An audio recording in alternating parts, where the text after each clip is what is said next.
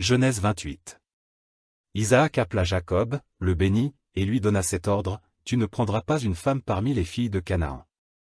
Lève-toi, va à Padan-Aram, à la maison de Bethuel, père de ta mère, et prends une femme d'entre les filles de Laban, frère de ta mère. Que le Dieu Tout-Puissant te bénisse, te rende fécond et te multiplie, afin que tu deviennes une multitude de peuples. Qu'il te donne la bénédiction d'Abraham, à toi et à ta postérité avec toi, afin que tu possèdes le pays où tu habites comme étranger, et qu'il a donné à Abraham.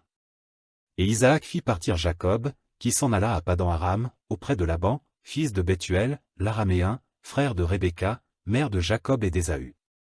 Ésaü vit qu'Isaac avait béni Jacob, et qu'il l'avait envoyé à Padan-Aram pour y prendre une femme, et qu'en le bénissant il lui avait donné cet ordre, tu ne prendras pas une femme parmi les filles de Canaan.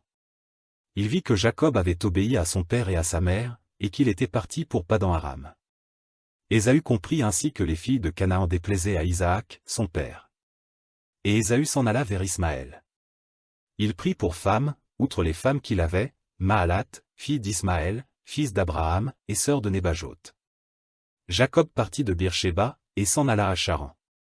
Il arriva dans un lieu où il passa la nuit, car le soleil était couché. Il y prit une pierre, dont il fit son chevet, et il se coucha dans ce lieu-là. Il eut un songe. Et voici, une échelle était appuyée sur la terre, et son sommet touchait au ciel.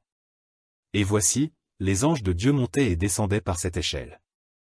Et voici, l'Éternel se tenait au-dessus d'elle, et il dit, je suis l'Éternel, le Dieu d'Abraham, ton père, et le Dieu d'Isaac. La terre sur laquelle tu es couché, je la donnerai à toi et à ta postérité. Ta postérité sera comme la poussière de la terre, tu t'étendras à l'Occident et à l'Orient, au septentrion et au Midi, et toutes les familles de la terre seront bénies en toi et en ta postérité. Voici, je suis avec toi, je te garderai partout où tu iras, et je te ramènerai dans ce pays, car je ne t'abandonnerai point, que je n'ai exécuté ce que je te dis.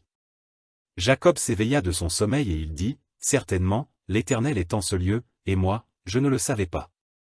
Il eut peur, et dit, que ce lieu est redoutable. C'est ici la maison de Dieu, c'est ici la porte des cieux. Et Jacob se leva de bon matin, il prit la pierre dont il avait fait son chevet, il l'adressa pour monument, et il versa de l'huile sur son sommet. Il donna à ce lieu le nom de Béthel, mais la ville s'appelait auparavant Luz. Jacob fit un vœu, en disant, si Dieu est avec moi et me garde pendant ce voyage que je fais, s'il me donne du pain à manger et des habits pour me vêtir, et si je retourne en paix à la maison de mon père, alors l'Éternel sera mon Dieu, cette pierre, que j'ai dressée pour monument, sera la maison de Dieu, et je te donnerai la dîme de tout ce que tu me donneras.